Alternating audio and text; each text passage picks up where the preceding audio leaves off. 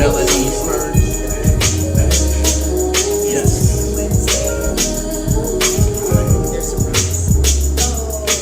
Five, four, three, two. What? Switch the microphone. Mic check. I can't do it on my Oh. What is it supposed to be?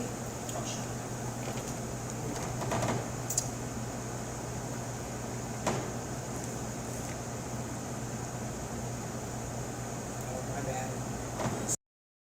All right, now we're good. Now we good? Now we good. Mic check, mic check. All right, let me turn you up. Can you hear me? Mic check. My voice gets a little loud. Yes, Okay. we good. Are we good? We good. So no, it is not Wednesday. It is Monday, and we are doing a special episode today. We're doing a special episode Yes. today. I'm excited about this. You know, Okay. it's not Wednesday. We're here on this special Monday, and we dipping our toes into politics, the world of politics. You know, the world of. I feel like an activist just sitting next to this young lady. You know, I feel like I'm doing something better with my life. And So- for King County. Yeah.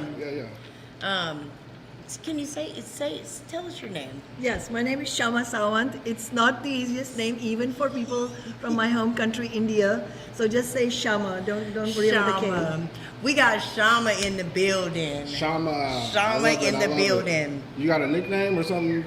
Something they call you in the streets? No, the only nickname I ever had was my older sister, who was very close to me, who lives in India. She used to call me Shams. Oh, okay. Shams. Shams. I like that. yeah, I that's like good. that. She'll be happy to hear that.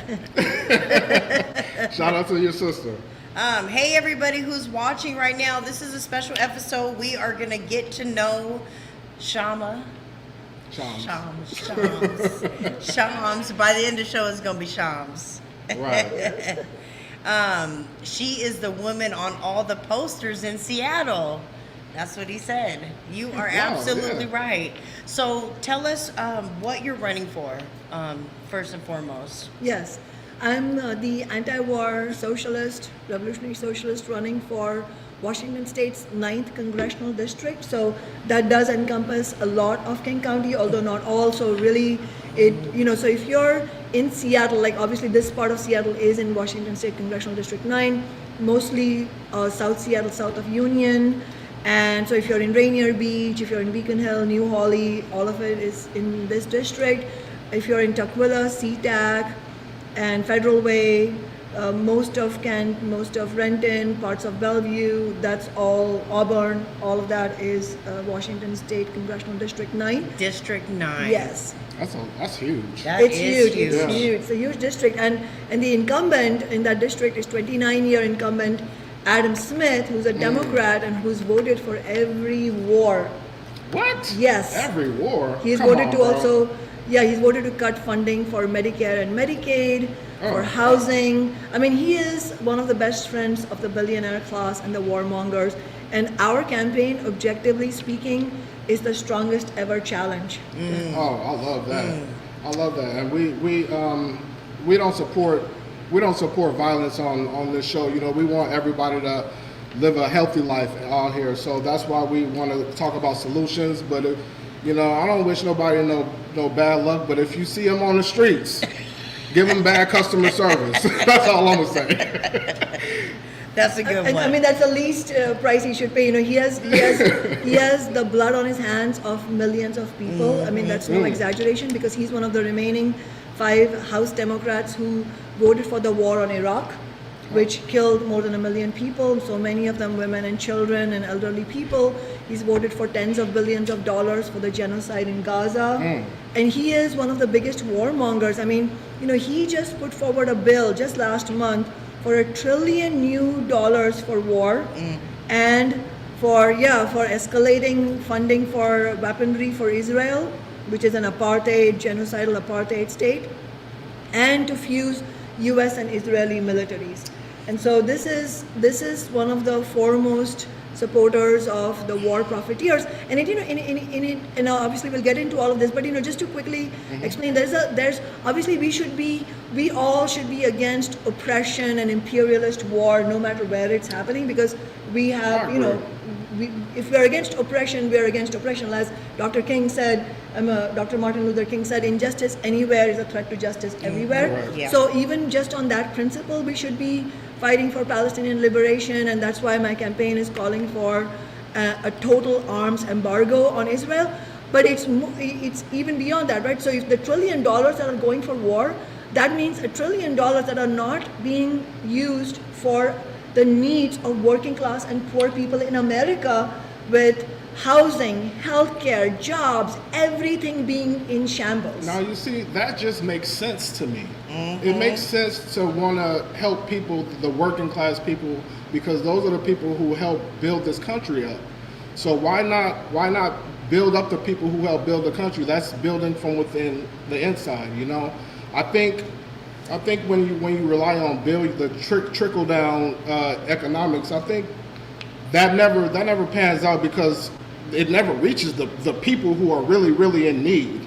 It never comes to the hood. It never comes to the families who are most deserving of it. So I think when it comes to politics, I think the best thing to do, the best way to approach it is just have a heart. Right. Right. And everything else should fall in line. Right. So that's just my take on it. So with that being said, we want to know what inspired you to enter into politics in the first place. So my path here into running for office, and I was on the Seattle City Council for 10 years, came through just being an activist. I never decided I want to run for office, and that's a very important thing for me to share with your audience, because it is fundamentally our approach, meaning the approach of my fellow socialists and our approach to politics is fundamentally different than every politician in the Democratic and Republican parties. I'm not part of either of those parties. I'm independent. And it's fundamentally different because it was never that I woke up one day and said, I want to run for office. I want to make a career for myself. That's very important, because from the very beginning, our approach was, what is the best avenue for us at this moment, at any given moment, for the biggest breakthroughs for what we call class struggle, meaning for working people to get united across race, across nationality, to get united against the billionaires and multimillionaires in order to win something substantial for ourselves, whether it's wage increases or funding for housing or healthcare, anything like that, something that will actually improve the lives of our families, our community. And so that difference is very important between what we have done and what the Democrats and Republicans do, because it goes to what you were saying, Kendall, about having a heart. I completely agree with you. Having a heart is the first, it's a necessary starting point to do anything good. Yeah. But in politics, that's not enough, in the sense that even when you're genuine and you have a heart, when you come into the politics that is controlled by the capitalist class, that's what is, America is capitalist, the whole world is capitalist, so politics is controlled by the billionaires and multimillionaires. That means that they will expect that you, no matter what your good intentions might be, that once you win elected office, that you will go along to get along, that you will say, maybe you'll say some nice things for working class people, but at the end of the day, you will make sure that the agenda of the billionaires continues. If you want to go against that, then it will require you to actually build a real fight. And that is the basis on which we were able to win through my elected office. One socialist elected office on the Seattle City Council, and we were able to win the nation's highest minimum wage at $21.30 an hour. That's awesome. I want to congratulate you personally on that, because you should get a tattoo that said minimum wage. I did that. That's a really, really huge accomplishment, because for the longest time it's just been depressing, like the minimum wage. Like, how do you get by on that? So personally, thank you for that. Absolutely. And for me, like, I look at a ballot and I'm like, oh, I see all these names, but to be able to just sit in front of you and talk to you and have a conversation and really know what it is that you're about and what you're representing for all of us, you know. Well, I will say this: you have that grassroots thing locked down, and you're in the hood as far as like as getting to the people right now when you're on Melodies Merge, because you know we're in the streets and you're in the streets also, but you're also in the political realm, and so I want this show to kind of be like a conduit for the people who aren't into politics, and for the people who such as yourself, you know, a leader, a trailblazer in the political world. Let me ask you this: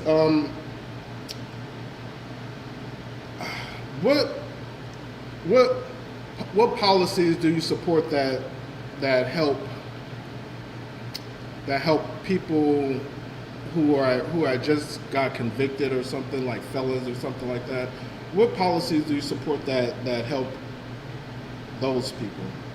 I think we have to first of all bring their struggle to the forefront, which means we have to have policies both for extreme reforms in the prison system, like while in prison, because it is such a dehumanizing experience that millions of people go through, and it's really, I mean, it's a profit-making industry. The prison system of the United States is a profit-making industry. It makes profits for the same billionaires and multimillionaires who also profit from slaughtering the Palestinian and Lebanese people. You know, so we have to make those connections, and so ultimately we have to. First of all, we have to recognize that when people are imprisoned in the United States, that's actually like slave labor. Yes. It is akin to slave labor, right? Exactly. Yeah. So we need to talk about that as a labor and working class issue, not as separate from the labor movement, you know? So the policies that we fight for working class people overall in society, those policies have to be inclusive of the people who are entrapped in the prison system.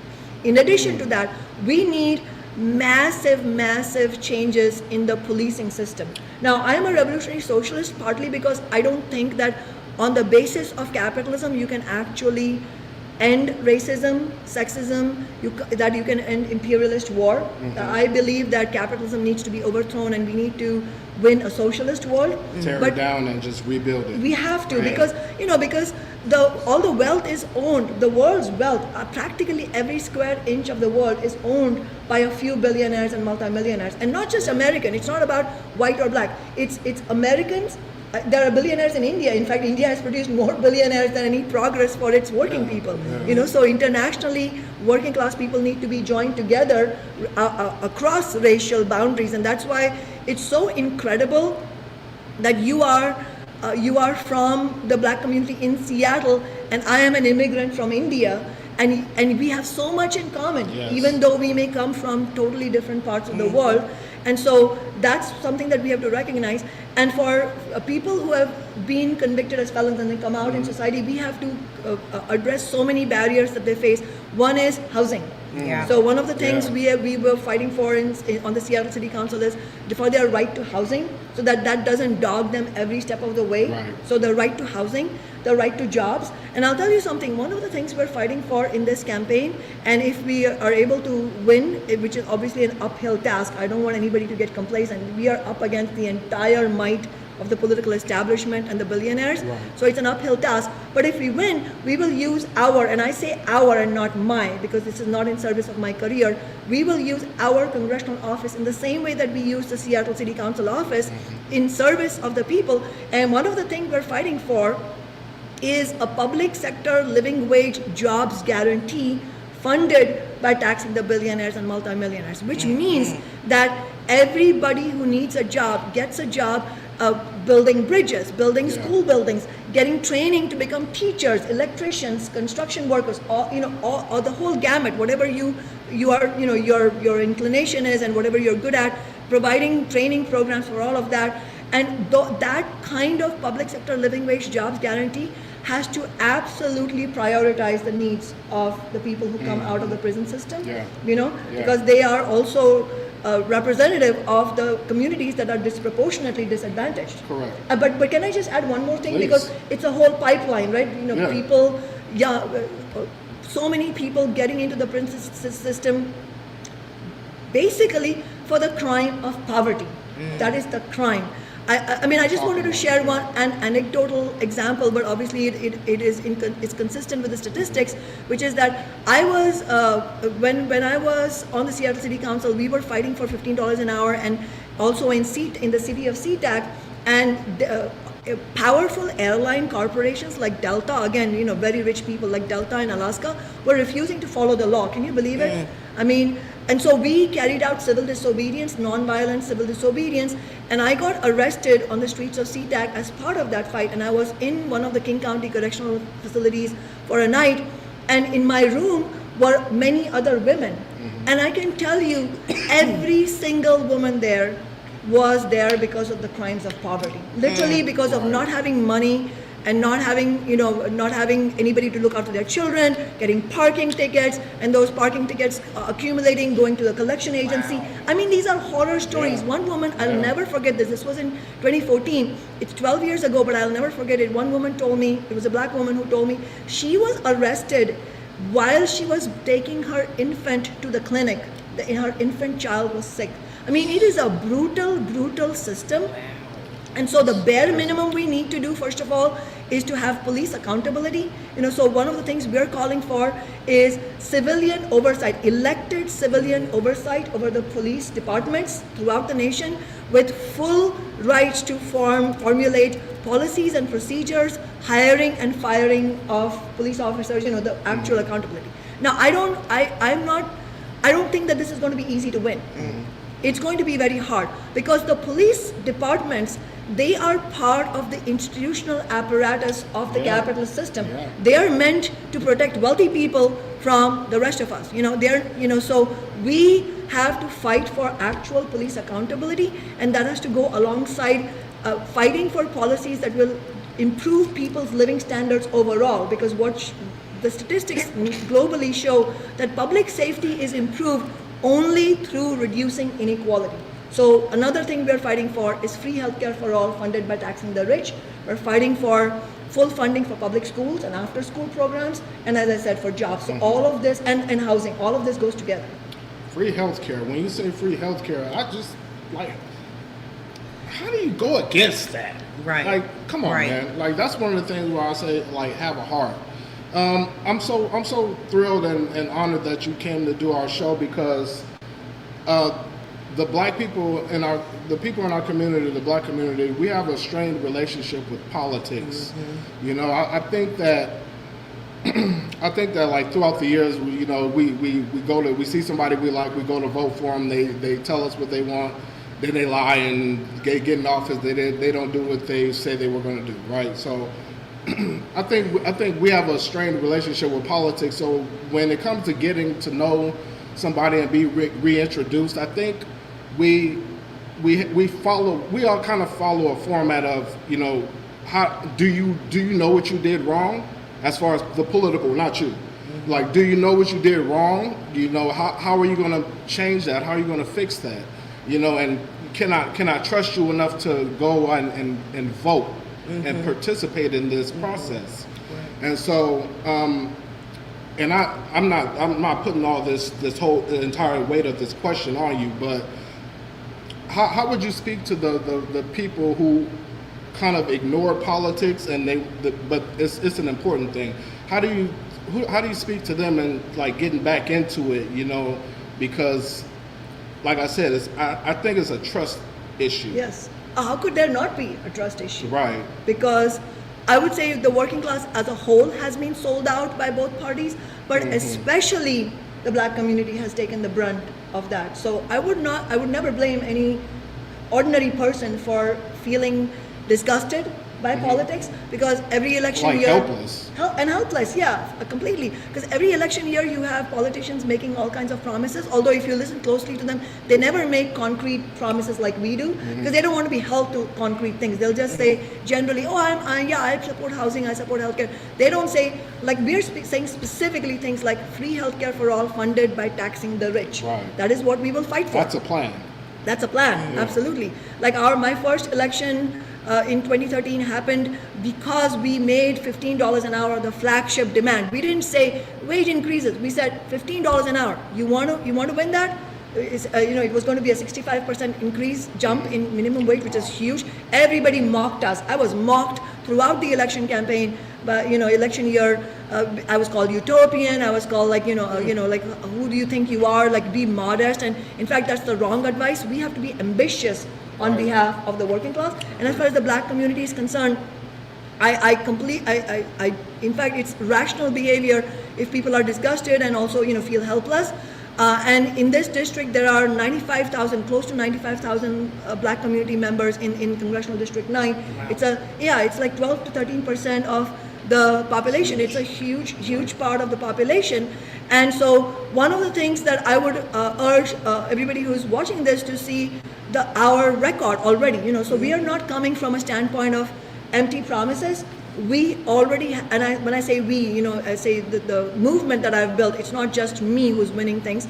But when I was on the Seattle City Council for a decade, we won, like I said, the $15 minimum wage, which is now $21.30, because we won inflation increases as part of the wage fight. And that lifted 100,000 poorest workers out of the poverty line, which is admittedly a very inadequate line, but it still was a huge jump.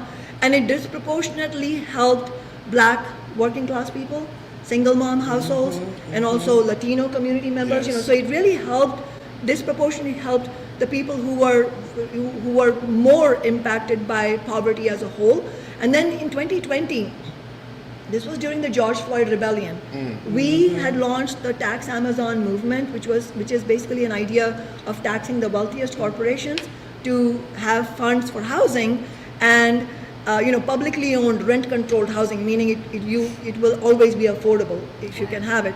And during that year, COVID happened. We launched the campaign in January of that year. Then COVID happened in February, March, and the George Floyd rebellion happened. And then you had this incredible movement in the United States, and it was because of the millions of people who were marching in that Black Lives Matter movement that we were able to win the Amazon tax, because it had huge support among the black community. That pressure. I mean, like when you get together in numbers, especially in the black community, we don't know how powerful we could be if we just come together and have a single-minded goal. You know what I'm saying? The power is in numbers. Yes, the power is in numbers, and in fact, without those numbers, we would not have won. I mean, that Amazon tax is crucial because it is taxing the wealthiest corporations to the tune of hundreds of millions of dollars every year to build affordable housing. And as part of that victory, it's important to share, we won a specific pool of funds for publicly owned affordable housing, specifically for the black community, which has been affected so badly by the racial and then the economic redlining. We had an actual racist redlining, which is unbelievable to think that we had that. But then that was outlawed, but then you have effectively what I would call a racist redlining, meaning it's an economic redlining. It's like if you have to be rich to afford a house in Seattle. Right. And so effectively, who's disproportionately affected? It is black and other communities, marginalized communities. And so as we speak, there are homes that are being built that are going to be publicly owned and are specifically assigned to black community members. It's like a right of return kind of thing. And I should give a shout out to Reverend Dr. Robert Jeffrey, who is the pastor of the New Hope Missionary Baptist Church, without whom we would not have won these victories, because he played a crucial role in providing that black leadership. And then I also need a shout out to the black community as a whole. As you said, Kendall, the numbers matter. I mean, we collected 30,000 signatures for the Amazon tax petition in 6 weeks, and many of those were black community members. I mean, we would go with our clipboards to the protest. I mean, we were part of the protest itself, but we were not just protesting. We were saying, like, let's win something big out of these protests. And we would go with our clipboards and say, hey, do you want to tax Amazon? And people would be like, sorry, they were in Church of God. I'm sorry. Yes, I want to tax Amazon. I love it. I love that. I love the passion. You know what? And I think as far as like keeping the pressure down in the black community, as far as like lower crime rates and stuff like that. It's not only economic, but it's related to healthcare. Like, you don't just lock people up. You know what I'm saying? That's not the answer to everything. So I'm really glad that again that we have somebody that can sit down and kind of break down the process of it. You know what I'm saying? Because sometimes it goes over people's heads and they don't want nothing to do with it, something that they don't understand, and again, the trust issues. But and there's a lot to it. Yeah. So how would you address the homelessness while also protecting tenants from displacement? I think, and I like how you worded this question, Melissa, because the question, I mean, of homelessness is very tied to the question of renters as a whole, because statistically speaking, the biggest reason why we have homelessness is the rents being too high. And so we can't solve the homelessness question without solving housing affordability question. Obviously, it's not only about that, but that's the biggest chunk. Right. It also needs healthcare. Like I really agree with what you were saying, Kendall, that healthcare really sort of emerges in every question without, Seriously. Right. it's like it's a basic, right? Yeah. So we need affordable healthcare. In fact, as I said, we're fighting for free healthcare of every kind: dental, vision, all of it, mental health. So with that, I just got told that I've been having free medical since I was born. And just now, at the age of 46, they told me that I make too much, and now I have no health care. See, there you go. I have no health care right now. This just happened a couple days ago. I'm really sorry to hear that. We're They'll gonna tell work you- it out, they'll but tell you you know, make- it's Yeah. They'll tell you make too much. Meanwhile, you're struggling. You know Right, what I'm saying? right, I right. make too much. What do and you then I mean? gotta pay to go to the doctor. I gotta pay for my prescriptions. I gotta do this. How am I supposed to Yeah. do all of these things? No, it's completely unjust, and it should make us angry. Look Yeah. at the statistics. The top 1%, right now, the top 1% in the United States, they own $55 trillion. Wow. I mean, you know how much money that is? How much money $1 trillion is? If you made $1 every second of every day, it would take you 31,700 years to make Yeah. $1 trillion. I'm not kidding. I mean, Yeah. it's insane. That's an insane It's amount. insane math of the $1 trillion. And they own $55 trillion, the top 1%. So when they say you have too much, it's like political that's an insult. gaslighting, That's an because insult. we Right, it's an right. insult. We have too little. Do they think we're stupid? Yeah. We know we have too little, and that is why the main thing that is standing between us and actually winning some justice is the organizing part of it. We have to get organized. Without that, we are not going to win. And in that organizing, we also have to stand up to, unfortunately, even the supposed leaders in our movement, Right. many of them will start to betray us, and so we have to call them out, and we have to Yeah. actually stand up for what's right for our whole community. Hold the feet to the fire. You know, it's something that's important. Go ahead. So anybody that's watching, if you guys have questions for her, please put it in the comments. Because I'm reading and I see you guys are tapped in. Only One Wiser said that money is for reparations for Black Americans plus interest. Yeah. You know, Yeah, that's real. I mean, don't say you can't afford it. No, Right. no. I mean, the billionaire class should be paying reparations 1,000,000 times over, and they can What she because said. they have all this money. right. What right. she said. Right. And they're just they just got it sitting up in the bank while the rest of us are just sitting here struggling. Like, do something with it, you know? Do they really care about the community? You know, all the money that they've earned and made is from the community. Yes. In fact, I wouldn't even say earned, because You know what I mean. Yeah, no, I know Yeah. what you mean. Like it's from the community. It's what Right. you said.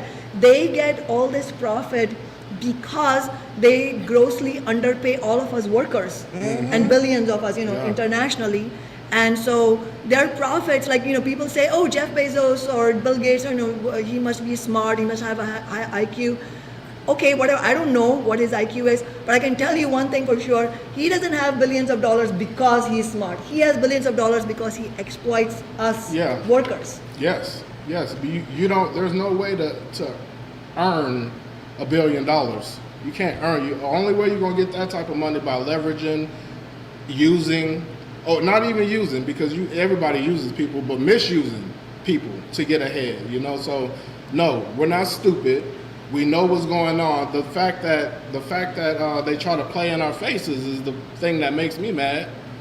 You know? So yeah, stop playing in people's faces.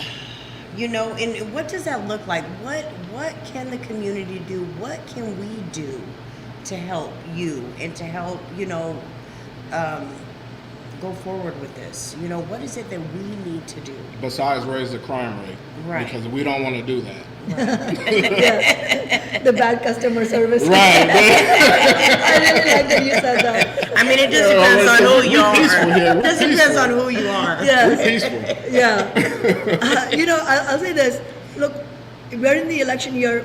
Win or lose, we are here for the long haul. Everybody has seen, you know, everybody has seen me fight, and it's not just me. You know, we have a whole organization called Workers Strike Back, which is nationally fighting for workers. In fact, we have just won some crucial victories against data centers. You know, our data centers are Yes. exploiting communities. Yeah. So we've won some of these crucial victories in very small towns in the Midwest, where you would not even think people are politically organizing, but they're being forced to because they're, you know, these data centers are now in their backyard. They're taking away their water, they're raising their electricity bills, they're making life really hard for people who are already suffering from the cost of living crisis. So my point is that regardless of what happens in the election year, we will be here fighting.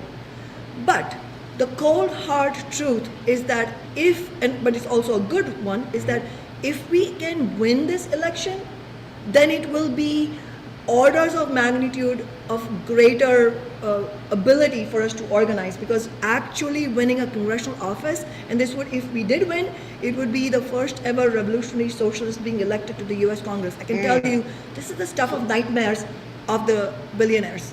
So we need to make that nightmare come true. But in order to do, and if we did do that, it would be a gigantic platform. It would be a political earthquake. It would be a gigantic platform which we would all collectively have, because this office would belong to all working class people, and we could actually organize nationwide struggles to win the demands we're talking about, which is ending military aid to Israel, bringing those $1 trillion for housing and healthcare and education, and for free healthcare for all funded by taxing the rich. We could do all of that if we can win. But to get there, August 4th is the primary election. Only the top 2 vote getters go into the November election. Adam Smith is going to be one of those people who goes to the November election. So we have to fight for our campaign to be the other top 2 of the top 2.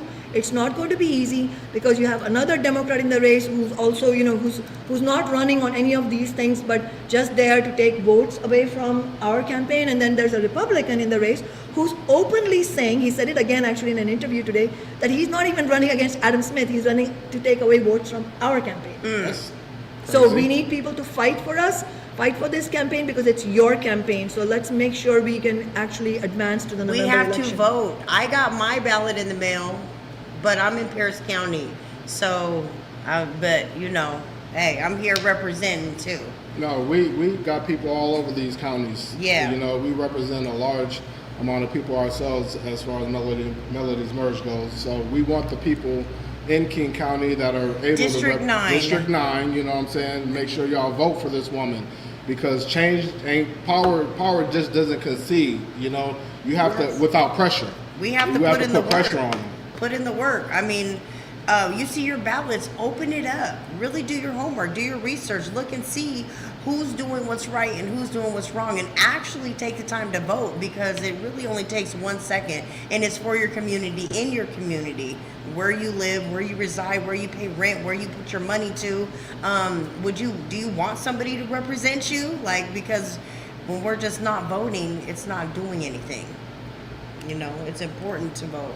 Yes, and as you were saying, Melissa, you know, even if you're in Pierce County, you're covering this campaign, because it's important that even if you're not in the district, if you have family or friends, if you have co-workers in the district, you know people in the district, tell them this campaign is your campaign. If you are in the working class, if you're struggling to get by, if you want something, a way to fight back, this is the way to do it. This is your campaign. But if you don't vote, we don't advance to the November election. Message. If you don't vote, we don't advance. And she, you know, this is an important message. She's very passionate. She came to the hood to, well, this ain't the hood, Melodies Merge ain't got that type of insurance, you know, to bring her to the hood. But, you know, we represent a large amount of people again. So this message is very important, and we hope it resonates with the people who are listening. Spread the word. District 9 in Seattle, it's a huge district. Make sure y'all tell people about it, and let everybody know what she stands for. Squeak Nutty Bug and Sexy Chef is here. So you guys gonna come tell the people to come vote too? Absolutely. All right, I'm gonna let them come up here and chat. Squeak's first. Let's go. Thank you for representing District 9 and, you know, the right thing all over the world, because like you were saying, somewhere else they can learn from this and then they can organize. So sometimes people copycat and follow. This is something that you guys should all want to copycat and follow, even if you're not in District 9. Like, we were in the car with my friend, London, and she were like, the minimum wage is $8 in Texas. So imagine if they can, if they can learn from us out here and then organize out there, then they can change their lives. Because like you said, the money's there. The billionaires, trillionaires, the money's there. So, you know, thank you for stepping in, and you know, I'm down with it. I'm a vote, and I want everyone to come to beautiful Seattle. Love your Seattle, you know, and do the right thing whenever you can, because this is a beautiful place to be. Beautiful place to represent. Yeah, I love Seattle. I love the people in it, and you know, maybe they can all get taught by you. I think everybody should be learning something from you. It's true, you know, these lessons, as you said, you know, we should be copying. We don't have intellectual property on these lessons. We want these lessons to be shared because we didn't invent them. These were lessons that throughout history that actually advanced the working class cause. And in fact, it wasn't only the working class. The fighting spirit of the fight against slavery, against Jim Crow, to win civil rights, we are embodiment of those lessons. We didn't invent them, we are continuing them. So we want people in Texas and West Virginia and Louisiana and wherever to actually take these lessons and actually fight. And the main thing is we need to unite the working class. Watch out for the gatekeepers in the movement, and fight for what's right, and make sure we build multiracial working class unity. That is very, very crucial.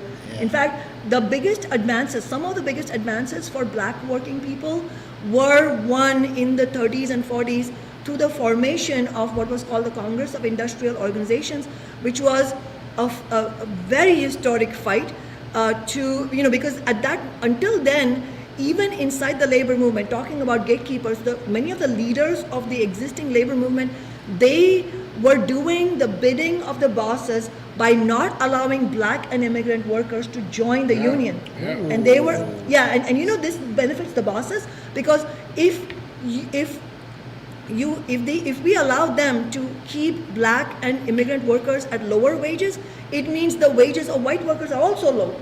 And Dr. King understood that. That is why he was marching with the Memphis sanitation workers when he was assassinated. And that's why he also became the biggest threat, because he was uniting working class people across the race. That's the very dangerous message for the ruling class. When the oppressed unite, that's dangerous for them. And so some of these labor leaders were actually doing the boss's bidding by keeping black and immigrant workers out of the unions, and there was a big fight to include the workers in the union. It was a historic fight, and many of the strategy and tactics they used, we are continuing today.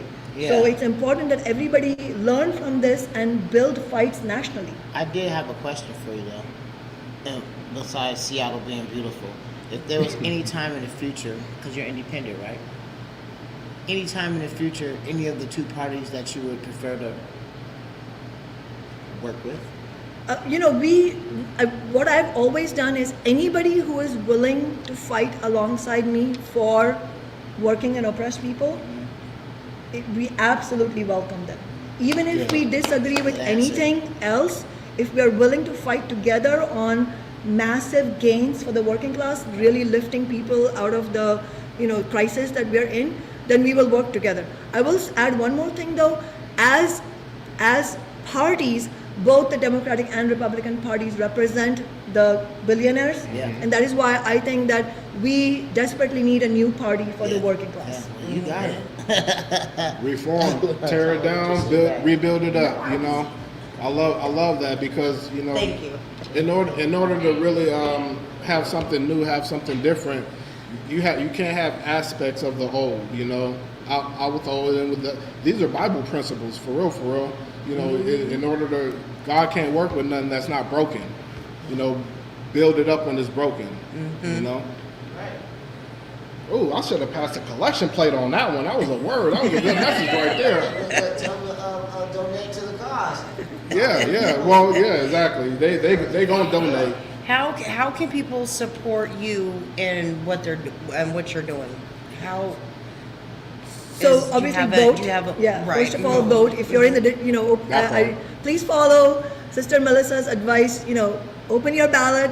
Make sure you fill out the bubble on my name, and my name is hard to miss because it's a very different. They said your face is all over Seattle. she's all over. You Okay, famous, all girl. over Seattle. Yeah, so make sure you vote. But we also need to do what we're calling the force multiplier, meaning you vote, but then you get 10 other people to vote. So each person voting, if you can get 10 other people to vote, that will really help us to build up the vote. Like remember, we have to be very sober. We have to be one of the top 2 vote getters. So it's a hard task. Let's not underestimate how hard it is because we have the whole establishment against us. We have all these candidates trying to take away our votes. So it's important that every person who's watching this, you vote, you get 10 other people to vote, and go to kshamasawant.org. That's our campaign website. It's just just my first name, last name.org. And we have all the listing of all the volunteering events we're doing. So for example, tomorrow morning we have a standout, meaning where we are going to hold up a banner during rush hour so that people can learn about the campaign while they're driving to work, and then they can look it up when they have a moment.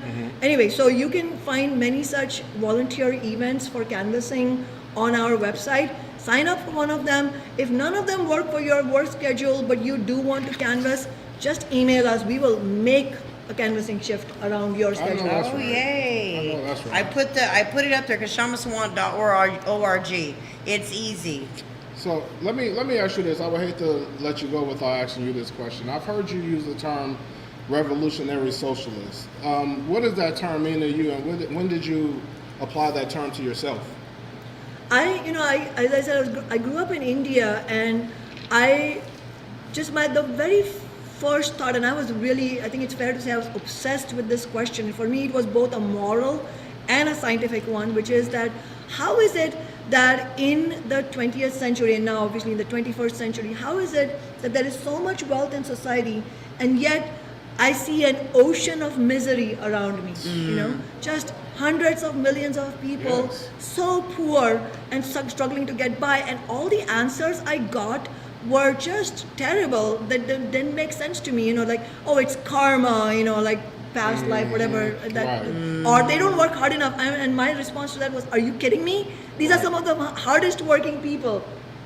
So it drew me towards the only possible answer to that question, which was a systemic answer, which is that there's something in the system that's not allowing people to have decent lives even though they work so hard. And then when I emigrated to the US, my first thought was, surely the US must be different because it's the richest country. Yeah, you would think, right? You would think. And I moved to, I first went to North Carolina before coming to Seattle. And it was jarring to me to see poverty in the United States, where there wasn't even enough funding for public transportation, and obviously the entrenched racism and the conditions that people face, more and more exploitative conditions based on race, and obviously the history of slavery, all of that. And so it convinced me even more that there's a systemic reason for all of this, and that drew me to what is known as Marxism, which is a Marxist analysis is basically a recognition that capitalism as a system condemns billions of people to misery, even though they go to work every day and work so hard, because the whole goal of the system is to maximize wealth for a few people at the top. And so it's like, imagine a giant like a vacuum cleaner, siphoning off all the wealth from billions of people, and you get a few crumbs as wages, but imagine the giant vacuum cleaner taking away most of your money and going to the top. That's what capitalism is. And the reason I call myself a revolutionary is because I think that we actually need to overthrow the entire system, and that would need revolutionary movements in order for that to happen. And socialism, because socialism is the only answer. Socialism is basically an economy, it would be a global economy where the resources of the world would be owned democratically by all of us working people, the billions of people, so that we can democratically decide to use those resources, the vast wealth of this world, for the good of humanity, to be able to give everybody a high standard of living, to really have an explosion of creativity and technology for the good of humanity, and also animals. We have to care for the planet, all of that. But it's not going to, it's all going to be a pipe dream unless we fight for it. Well, let me ask you another question, because I'm having a disconnect. Because everything that you're saying makes sense, right? Tell me something that somebody would say to rebut that.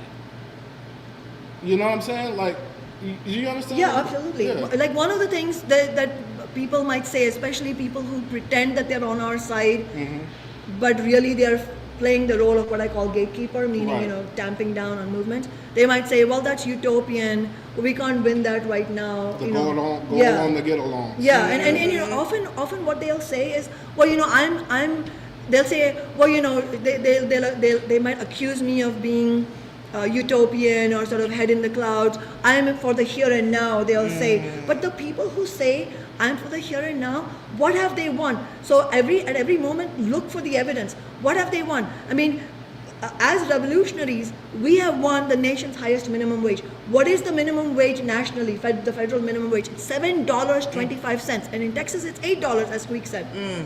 So all these people who are not revolutionary and all of the here and now, that's when they say that, that's just code for I am not going to fight against I like that. the billionaires, because anything substantive you want to win, you've got to fight. You got to fight. Nothing came, like as you said, Frederick Douglass said, power concedes nothing without a demand. There it is. There it is. Man, if you guys don't hear the passion in her voice, her work shows for itself. You guys got to get out there and vote.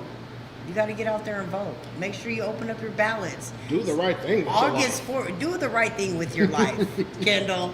Hey, Get it together. I'm just saying, do the right thing with yourself. When you hear passion like that, and when you hear, and that's another thing, I want to talk about this toward the end of the interview.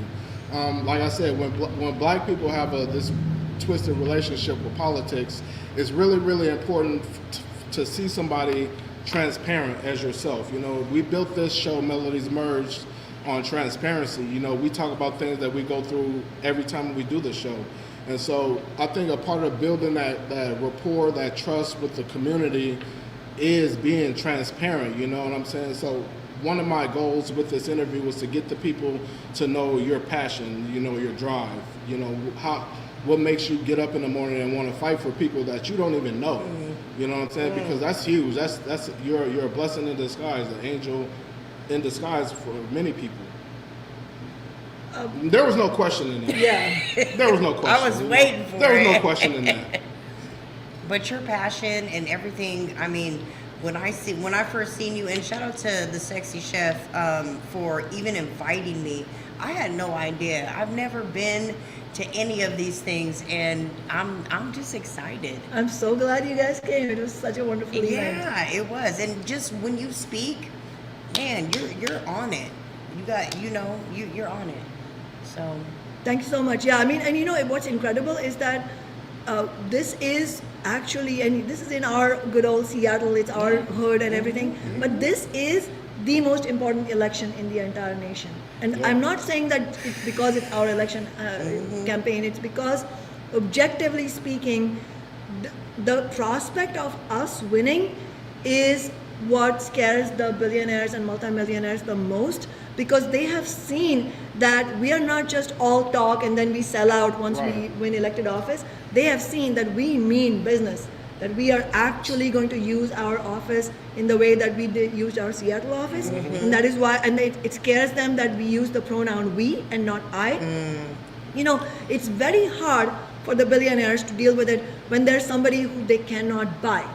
You know, if you can't buy them, they become a threat.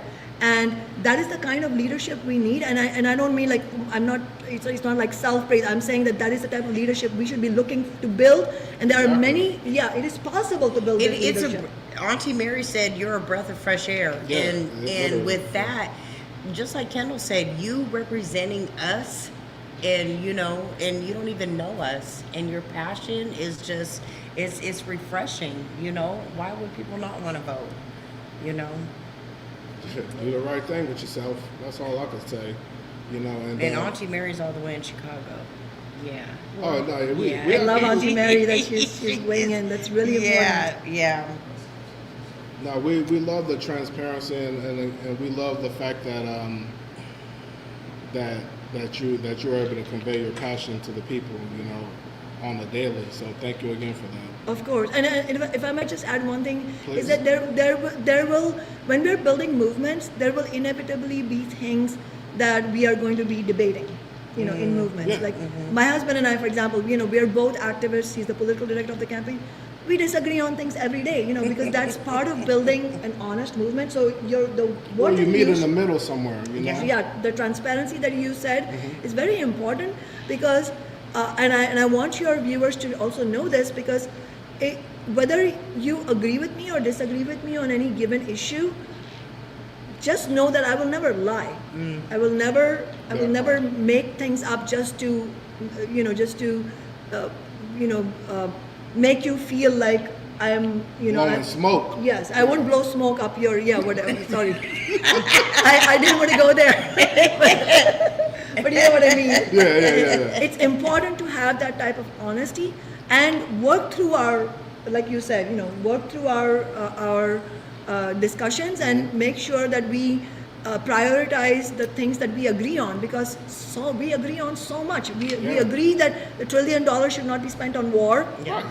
We agree that we need massive fundamental police reform. We need a whole program of policies for convicted felons Makes to make sense. their life. We need free healthcare. We agree with this. Taxing the rich. Yeah. We have an incredible opportunity to fight for all of this. Fight. All right, there's anything, last things you want to say to the listeners? Just to say, first of all, thank you so much, Melody and Kendall. It's an incredible opportunity to be here in this historic church. I Yeah, never thought I would be seriously. here, and I've lived in Seattle for so long. So this is an incredible opportunity. And I also just wanted to say in closing, obviously vote. Everything you said. I'm echoing that, and also to say that let's really, really fight for this election. Let's advance to the November election. And then if we do, but even if we don't, but especially if we do, let's redouble our efforts in the autumn, in the fall, and just really, really fight to win something. If we can win this, as I said, this will be our congressional office. Imagine having our congressional office. And just to say, this congressional office, if we win, it would also belong to Auntie Mary in Chicago. Because we're not being regional, whatever, we're being for the working class, national. Well, I mean, Seattle doesn't even have a huge history of independence socialists winning, you know what I'm saying? So to say that you won is huge. It speaks to your passion, it speaks to your drive, your willingness to put it all out there, So if she could win in Seattle, you could win nationwide. So Absolutely. for U.S. Congress.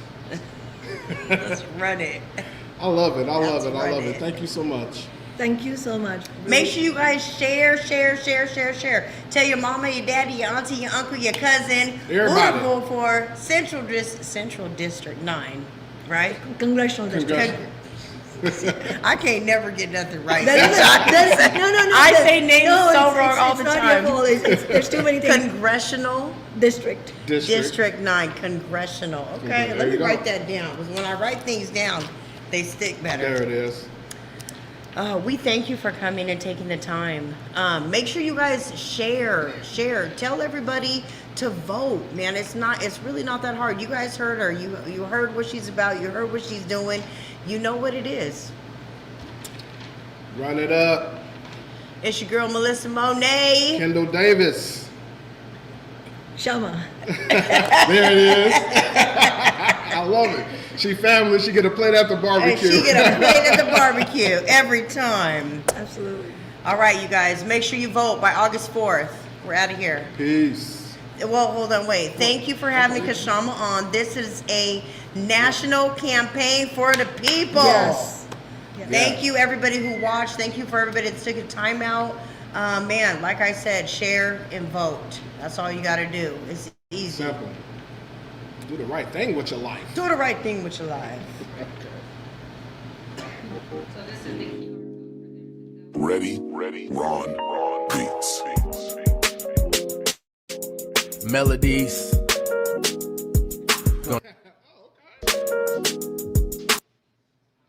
Merge. Shout out to the town.